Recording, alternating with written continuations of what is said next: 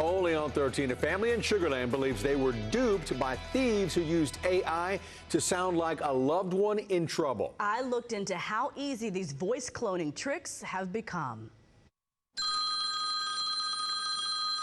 The phone rang and I answered the phone and he said, "This is Sergeant Matthew. Your son-in-law has been in a serious accident." We aren't sharing 82-year-old Jerry's last name or showing his face at his family's request, but October 21st is a day he'll never forget. He says a man claiming to be with the San Antonio Police Department called and said that since his son-in-law was at fault for a bad crash, he was in jail.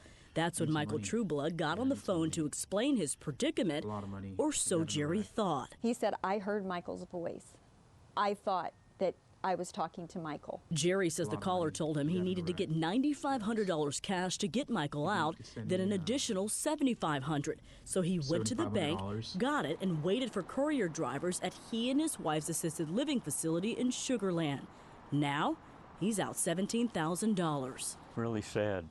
We really depended on that money. I'm going to have to get a job somewhere, you know, like HEB or something like that, you know, to try to restore some of this money because, you know, living in an assisted living is not cheap. They're recording you. Tech expert and founder of Intab, Adam Dodge, says he's seeing more and more voice cloning tricks, and at this point, we can't always trust our eyes and ears to decipher what's real. But AI has sort of launched us 10, 15 years into the future, and it does a really good job of enhancing scams, tracking people, allowing people to impersonate someone by stealing their likeness or their voice, and just do a variety of different things that before you would need a computer science degree to do, and now you just need an app. I wanted to see just how easy it is to replicate a voice. So using my smartphone, I used a couple of tools. For example, typing in a message here, "I'm in jail and need your help," and "I'm in jail and need your help."